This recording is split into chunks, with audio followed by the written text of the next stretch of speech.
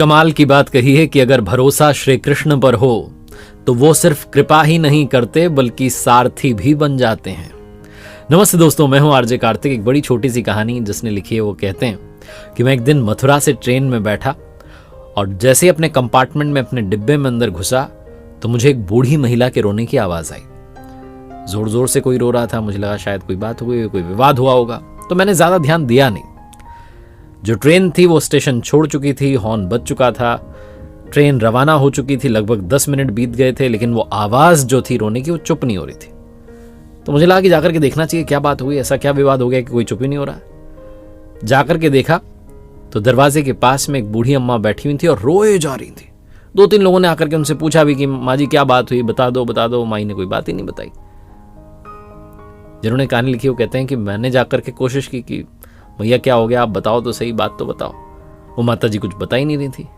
मैं उनके पास ही बैठ गया और 5-10 मिनट तक उनसे जिद करता रहा कि बताओ क्या बात है। तो उन्होंने अपने झोले में से, अपने बैग में से एक लिफाफा निकाल करके मेरे हाथ में रख दिया और कहने लगी कि खुद ही देख लो। मैंने उस लिफाफे को खोला तो उसमें 4 पेड़े थे, 200 रुपए थे और एक कागज था जिसमें से इत्र की महक आ रही थी। मैंने पूछा माँ जी ये क्या है? तो और रोने लगी और फिर रोते रोते बताने लगी कि मैं वृंदावन बिहारी जी के मंदिर गई थी दर्शन करने के लिए, बहुत देर तक लाइन में लगी रही, फिर मेरा नंबर आया तो मैंने प्रणाम किया, 200 रुपए दिए, उधर से मुझे सिर्फ एक पेड़ा मिला। तो मैं जिद पर अड़ गई, उनसे कहने लगी पंडित जी से कि मैंने 200 रुपए दिए, मुझे 2 पेड़े चाहिए। उन्होंने मुझे मना कर दिया कि चलो आगे चलो, बहुत भीड़ है। मैं जिद करती रही, उन्होंने मेरी एक ना सुनी। मैंने अपना पेड़ा भी वापस दे दिया और कहा रखो अपने पास, और बाहर आकर के अपने बिहारी जी को कोसने लगी, कन्हैया को कहने लगी कि क्या करते हो आप।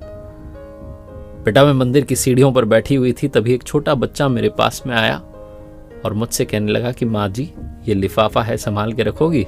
मैं अभी हाथ धो करके आया। मैंने वो लिफाफा अपने पास में रख लिया।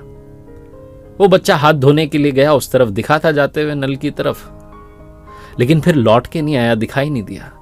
बहुत देर तक वहां उसका इंतजार करती रही बेटा, लेकिन वो आया नहीं।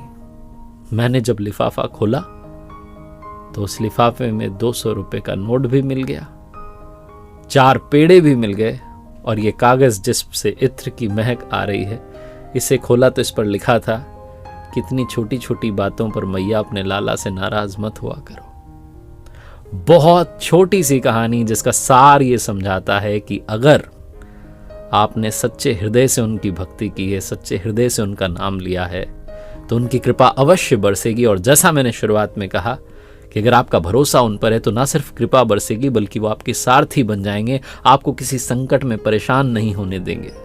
अगर कोई संकट आया भी है तो यकीन रखिए, विश्वास रखिए कि वो आएंगे आपकी मदद करने के लिए, आपके सारथी बनकर।